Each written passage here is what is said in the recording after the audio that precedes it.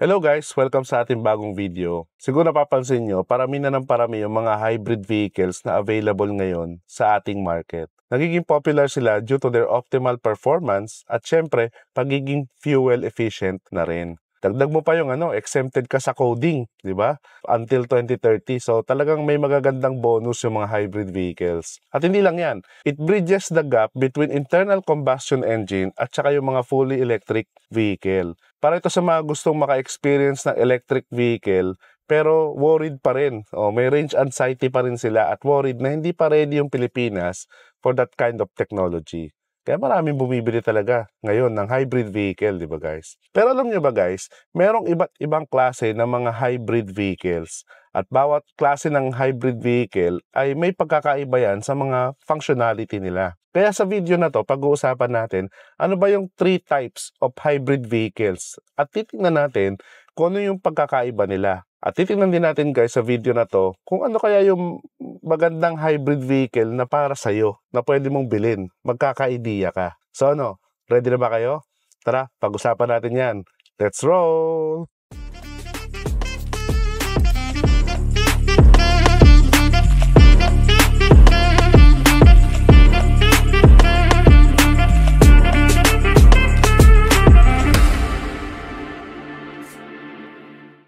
Okay, ang unang pag-uusapan natin ay tinatawag nating mild hybrid. So, meron tayong video nito guys, featuring Jilly Okavango somewhere in the past. So, pwede niya rin i-browse yun. So, mild hybrid, ito yung pinaka-entry level sa mundo ng mga hybrid. Actually, ito yung one of the newest innovation when it comes to hybrid technology. Normally, yung mga may mild hybrid system, meron silang 48-volt electric system na integrated. So, as the name implies, mild hybrid. Mild lang siya. So, ibig sabihin, hindi kayang paandarin ng electric motor alone yung ating sasakyan. So, hindi niya pinapaikot yung gulong ng sasakyan. Kaya anong role ng electric motor dito sa mild hybrid system? Ang role niya is to give small boost sa ating gasoline engine. Katulong lang siya, more on helper. So, paanong ginagawa yon ng electric motor? By removing the burden of power-hungry system sa ating engine, like yung air conditioning at iba pang mga electrical components. So kapag traffic at may charge yung ating electric motor, it will take care of the air conditioning system and other electrical system ng ating sasakyan. Kadalasan, yung mga mild hybrid, meron silang tinatawag na I-stop, intelligent stop functionality. So kapag nakahinto ka dahil sa traffic, pinapatay muna niya yung engine during stop. And temporarily, siya muna yung nagpapower ng lahat ng electronics at saka air conditioning ng sasakyan. Kaya mapapansin niyo yan sa mga may mild hybrid system. So ang purpose nito, kailangan ng helper ng engine is to reduce yung fuel consumption. Pero syempre, dahil hindi naman napapaandar ng electric motor yung sasakyan, hindi siya as fuel efficient ng iba pang mga hybrid system na pag-uusapan natin. So, paano pala nagcha-charge yung batteries ng mga mild hybrid system?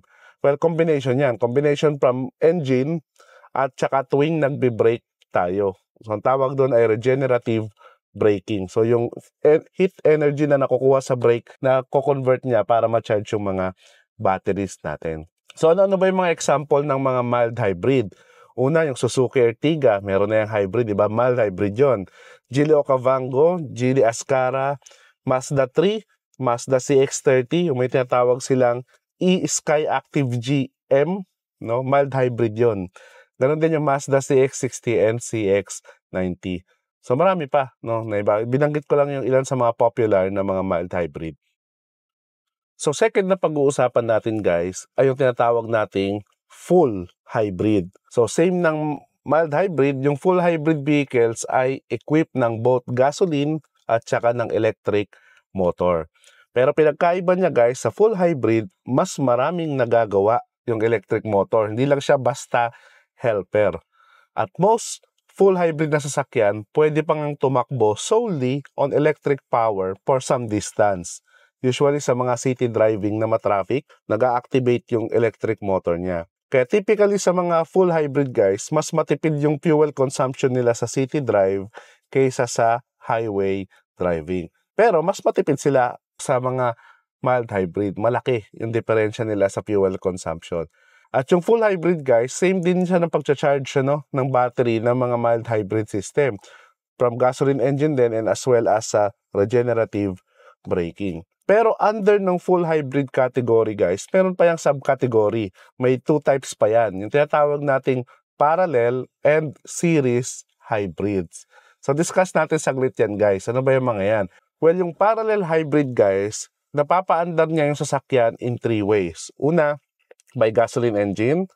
Pangalawa, by electric motor. At pangatlo, both system working together. Ang example ng mga full hybrid guys are yung lahat ng Toyota na HEVs, lahat yan, full hybrid yan.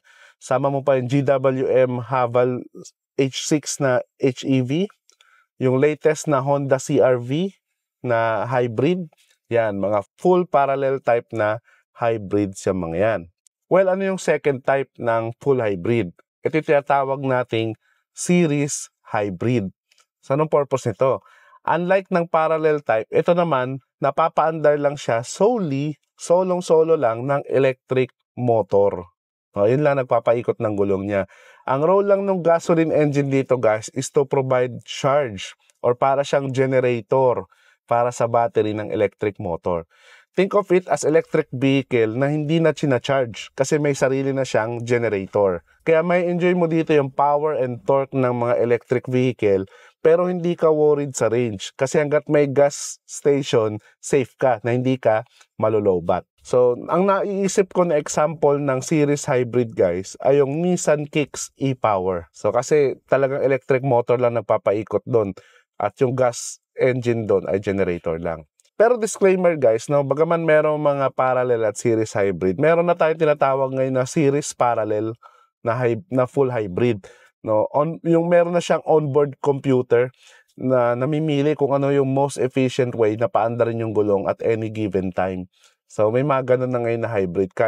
Siya na yung nagpipili, no, yung computer system nila. So yun lang guys, yung ibig sabihin ng full hybrid. Ngayon, pag-usapan natin yung third and last type ng hybrid. Ito yung tinatawag nating plug-in hybrid o PHEV, plug-in hybrid electric vehicle. So, yung first 2 types na napag-usapan natin, di ba, napansin natin, sinacharge yung mga batteries nila through internal means. Yun nga, yung combustion engine at saka yung regenerative braking. Pero itong plug-in hybrid guys, same pa rin ito na may electric motor at the same time may gasoline engine. Ang pinagkaiba lang, itong mga plug-in hybrid o yung mga PHEV, as the name implies, they charge their batteries via external chargers. So, kasama na rin. Meron pa rin internal means, pero nadagdagan ng way.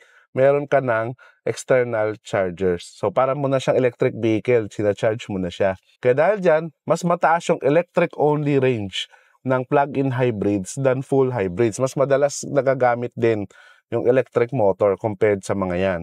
So dito, medyo nafe-feel mo na siya na medyo electric vehicle na siya. Kasi pwede ka na mag-charge sa mga charging stations, ano? Ayun yung lamang ng PHEV. So ilan sa mga example ng plug-in hybrids ay yung Chery Tiggo 8 Pro at yung Mitsubishi Outlander na PHEV. So yun lang naman yung pinagkaiba ng plug-in hybrid. So yun na nga guys, napag-usapan na natin yung 3 types ng hybrid vehicles. Another dagdag kaalaman episode na naman na pwede mo magamit in the future or pwede mo ipagmalaki ngayon. No? So kung may natutunan ka sa video na to guys, click mo naman yung like button para mas marami pang ma-reach yung video na to ng mga viewers. At kung hindi ka pa nakasubscribe, click mo na rin yung subscribe button at notification bell para updated ka palagi sa mga latest happenings sa ating channel. So till the next videos guys, always remember, drive safe and enjoy!